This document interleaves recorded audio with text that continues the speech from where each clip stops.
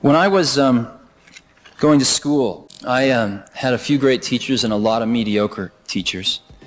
And the thing that probably kept me out of jail was books, because I could go read what Aristotle wrote or what Plato wrote, and I didn't have to have an intermediary in the way. And a book was a phenomenal thing. It got right from the source to the destination without anything in the middle. The problem was you can't ask Aristotle a question. And I think as we look towards the next 50 to 100 years, if we really can come up with these machines that can capture an underlying spirit or an underlying set of principles or an underlying way of looking at the world, then when the next Aristotle comes around, then maybe someday after the person's dead and gone, we can ask this machine, hey, what would Aristotle have said? What about this? And maybe we won't get the right answer, but maybe we will. And that's really exciting to me. And that's one of the reasons I'm doing what I'm doing.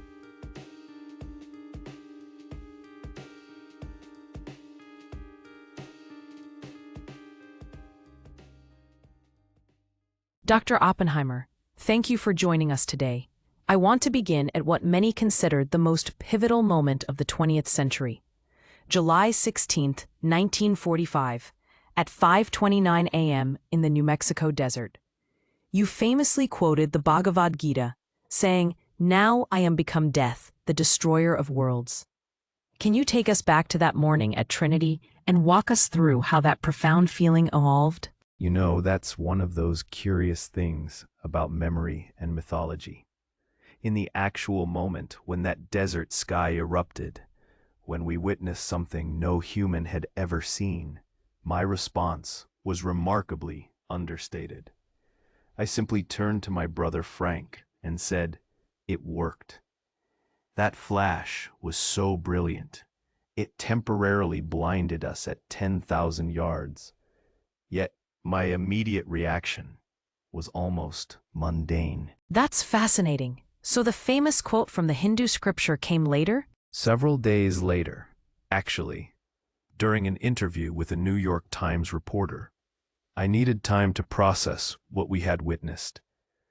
The explosion exceeded everyone's expectations. We anticipated perhaps 0.3 kilotons, but achieved nearly 21 kilotons. 70 times more powerful than predicted. The steel tower simply vanished, and the sand melted into that strange green glass we called trinitite. What was happening in your mind during those days between Trinity and your famous articulation of the Gita verse? I remember walking to work about 3 weeks later, muttering to myself, "Those poor little people. Those poor little people." My secretary, Ann Wilson, asked what I meant, and I explained that Trinity proved our weapon would work, that it would be used against a large target in Japan, a city filled with thousands of innocent civilians. The technical success carried with it this terrible moral weight. The scientific community's reaction seems to have shifted quickly from euphoria to something darker. Enrico Fermi conducted his impromptu experiment, dropping paper slips to measure the atomic wind. There was initial scientific excitement, yes, but Ken Bainbridge, our test director, captured the transition perfectly when he called it a foul and awesome display and told me, "Now we are all sons of bitches." That chill Rabbi described, it set in quickly among those present. Speaking of technological momentum, today's world seems to face a parallel moment. The brightest minds are building artificial intelligence, technology some see as powerful and potentially dangerous as the atomic bomb. What single lesson from the Manhattan Project would you offer to today's AI pioneers? The most crucial lesson is this: build ethical reflection and the capacity to say no directly into the development process, before institutional momentum makes stopping impossible. We discovered too late that once a technological juggernaut reaches sufficient momentum, massive investments, institutional commitments, administrative apparatus, it becomes nearly unstoppable. You experienced this momentum firsthand? My brother Frank called it the technological trap. When Germany surrendered on VE Day, our original anti-fascist motivation evaporated. Yet, as he noted, no one slowed down a bit. Freeman Gysin observed that the bomb's deployment became almost inevitable, simply because all the administrative apparatus was built up for precisely that purpose. Robert Wilson later expressed profound regret about this momentum, didn't he? Wilson reflected, "To this day, I can't understand why none of us walked away.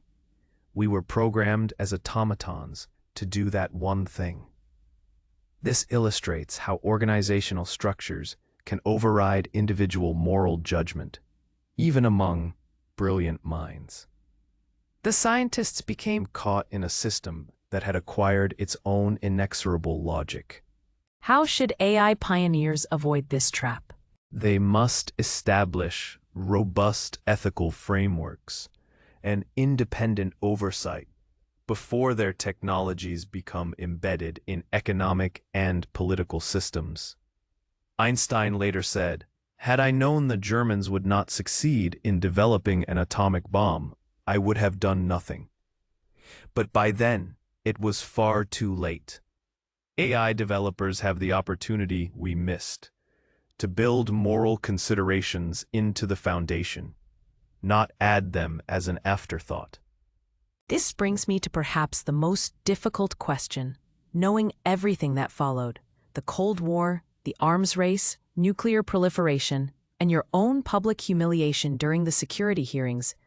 If you could return to 1942, would you still agree to lead the Manhattan Project? That question has haunted me. My initial commitment was rooted in what I called an organic necessity.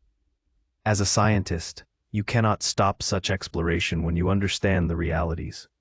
I believed it was good to turn over to mankind the greatest possible power to control the world according to its lights and values. There was also the very real fear of Nazi Germany developing atomic weapons first. Precisely. That existential imperative drove us forward. When you see something that is technically sweet, you go ahead and do it, and you argue about what to do after you have your technical success.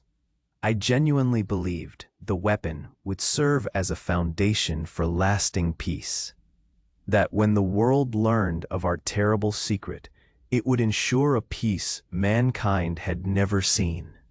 But Trinity changed something fundamental in your understanding. We knew the world would not be the same. A few people laughed. A few people cried. Most people were silent. The weight of realization grew heavier over time. By November 1945, I was warning that if atomic bombs were simply added to the arsenals of a warring world, humanity would curse the names of Los Alamos and Hiroshima. So would you make the same choice again? I find myself caught in an impossible paradox. My conviction that if anything can be discovered, it will be, suggests the atomic bomb was inevitable, if not through my leadership, then through someone else's. Yet my post-war anguish shows me a man who understood costs in ways I couldn't anticipate in 1942. The tragedy lies not in simple right versus wrong, but in recognizing that some decisions, once made, fundamentally alter civilization's trajectory in ways that cannot be undone. Let's turn to something more hopeful. You championed the peaceful use of atomic energy under international control. As our 21st century world grapples with climate change, was your vision for a peaceful atom naive idealism or a critical missed opportunity? It was absolutely a missed opportunity, not naive dreaming. In February 1946, I proposed that an international body govern all radioactive material production, controlling uranium mining and processing, rendering the material unusable for weapons, while distributing it for peaceful applications.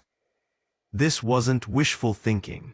It was a practical framework. The Acheson-Lilienthal report emerged from your proposal, didn't it? Yes, and it represented revolutionary thinking. Rather than relying on inspections, we advocated creating an atomic development authority with unprecedented powers to control the entire nuclear fuel cycle. The idea was to ensure weapons-grade material never entered national control, while enabling peaceful atomic energy development. What went wrong? Political sabotage. President Truman appointed Bernard Baruch to present our plan to the United Nations, but Baruch fundamentally altered it. He eliminated the gradual disclosure we'd carefully crafted and demanded immediate Soviet inspections, while America retained its nuclear monopoly. This transformed our cooperative vision into a confrontational ultimatum. How does this connect to today's climate crisis? The core insight of our report, that global existential threats require international cooperation, transcending national sovereignty, is more relevant than ever. The peaceful atom's potential for clean energy represents exactly the type of international technological cooperation needed to address climate change. We had a blueprint for managing transformative technology cooperatively, but political forces destroyed it. Your security clearance was revoked in 1954 in hearings that pitted scientific truth against political paranoia. Based on that experience, do you believe pure scientific pursuit and state power can ever coexist without one corrupting the other? The 1954 hearing was political theater, not a judicial proceeding. Beginning April 12th, Gordon Gray's panel presided over 4 weeks that exposed deep fractures within the American scientific community. The most devastating moment came when Edward Teller testified that public matters would rest in better hands than mine. That betrayal cut deeper than any government accusation. The charges reflected McCarthyist paranoia, didn't they? General Kenneth Nichols concluded I was a communist in every sense except that he did not carry a party card, despite finding no evidence of espionage. Louis Strauss and the AEC sought to subordinate scientific judgment to ideological conformity. My resistance to the hydrogen bomb was cited as a factor, showing the government's demand that scientists serve as compliant instruments of state policy. Was this designed to do more than just remove your clearance? Absolutely. The decision was rendered just 32 hours before my contract expired. Purely vindictive timing designed for public humiliation. It sent a clear message to other scientists. Challenging government policy has consequences. When political authority feels threatened by scientific independence, it seeks to corrupt or eliminate that independence entirely. So can science and state power coexist? Scientists can serve as technicians implementing state objectives. But when they assert independent expertise conflicting with political goals, they become targets. The hearing illuminated a fundamental incompatibility. Genuine scientific integrity cannot survive when political power demands ideological conformity above empirical truth. Let's shift to something more uplifting. Since your time, we've confirmed black holes exist and detected gravitational waves, concepts you helped pioneer in 1939. Which scientific discovery of the last 70 years would most fundamentally alter your understanding of the universe? The 2015 detection of gravitational waves from black hole mergers represents an extraordinary vindication. My 1939 paper with Hartland Snyder predicted what we now call black holes, decades before the term existed. Yet its implications lay dormant for nearly 30 years before scientists grasped what we had discovered. Your paper was largely ignored initially, wasn't it? Physics wasn't ready for such radical implications. We showed that when a star exhausts its fuel, it undergoes continued gravitational collapse, approaching what we called the gravitational radius, a point where the star closes itself off from any communication with a distant observer. Only its gravitational field persists. The war shifted priorities, and our paper remained a curiosity. When did the scientific community rediscover your work? In the 1960s, my former student John Wheeler coined the term black hole and championed studying these objects. The discovery of quasars and pulsars made exotic objects plausible. Our theoretical framework became essential for astrophysics. First indirect evidence came in the 1970s with X-ray observations of Cygnus X1.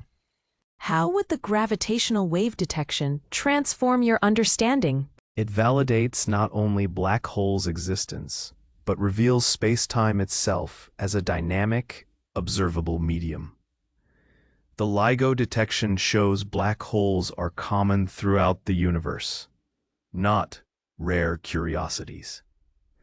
It reveals a cosmos far more violent and dynamic than we imagined in 1939, with black holes merging, sending ripples through the very fabric of reality that we can detect on Earth. It's breathtaking vindication of theoretical physics's predictive power. A brilliant young scientist today receives an offer to join a classified, potentially world-altering military project. Drawing from your experience, what advice would you give them about navigating patriotism, scientific curiosity, and moral conscience? Joseph Rotblat described his decision to join us as mental torture and a tumor that had been growing, even after developing what he called a rationale of deterrence. He remained unconvinced about his participation. That psychological burden is real and lasting. The Manhattan Project offered incredible scientific opportunities, though. Absolutely. We achieved revolutionary breakthroughs under wartime pressure that might have taken decades in peacetime. Luis Alvarez described sleepless nights preparing for the Nagasaki mission. The excitement of pushing scientific boundaries was genuinely intoxicating. But that scientific excitement must be separated from moral justification. What hidden costs should they consider? Project secrecy can create ethical blindness. We learned later about plutonium injection experiments on patients without consent. Human beings reduced to human products in classified reports. The compartmentalization that makes secret projects function also compartmentalizes moral reasoning. Are there lasting impacts beyond the immediate ethical concerns? Research on Manhattan Project scientists' children reveals lasting trauma, nightmares about nuclear destruction, FBI surveillance continuing for decades. The psychological toll extends far beyond the individual scientist to their families and communities. What practical steps would you recommend? First, acknowledge that pure rationalization is inadequate for these decisions. Understand how secrecy psychology affects moral judgment. Consider long-term impact on yourself and family, not just immediate scientific excitement. Maintain relationships with external ethical advisors who can provide perspective outside the project's closed world. Most importantly, recognize that once you're inside such a system, the momentum I described earlier makes it extraordinarily difficult to step back and reassess. Your life has become a modern myth, recently dramatized in a major Hollywood film. What does popular culture consistently get wrong about you and the motivations of the scientists at Los Alamos? Popular portrayals reduce me to a brooding, guilt-ridden figure consumed solely by the bomb's moral weight. This creates a one-dimensional caricature of what was actually a multifaceted intellectual and emotional journey. Recent films focus on story truth rather than happening truth, which oversimplifies complex historical reality. Are there specific fictional elements that trouble you? Nolan's recent film includes a fabricated apple poisoning incident during my time at Cambridge, with Niels Bohr present, likely historically inaccurate. Key conversations, including those with Einstein, are purely fictional, imagined by the filmmaker for dramatic effect. These artistic liberties may serve storytelling, but distort historical understanding. What about the portrayal of Los Alamos itself? Films have created fictional, composite characters, like a Los Alamos physicist who dies from radiation, dramatizing the real experiences of Harry Daghlian and Louis Slotin. This simplifies the diverse experiences and motivations of our scientific community into neat narrative packages. What would you want people to understand about the real Los Alamos experience? We were not a monolithic group of tortured geniuses or naive scientists. We were individuals wrestling with unprecedented questions in real time, with incomplete information and competing loyalties. Some felt the resources invested and rapid war's end justified our work. Others were deeply troubled but remained rather than withdrawing. The reality was far messier, more human, and ultimately more instructive than Hollywood's mythologized versions. Dr. Oppenheimer, thank you for this deeply moving conversation. Your reflections remind us that behind every great scientific achievement and every great moral dilemma are human beings grappling with impossible choices. Thank you. If there's one thing I hope people take from our discussion, it's that the intersection of science and power demands constant moral vigilance. We cannot afford to make the same mistakes again, whether with nuclear weapons or artificial intelligence, or whatever transformative technology emerges next. The stakes are simply too high for humanity's future.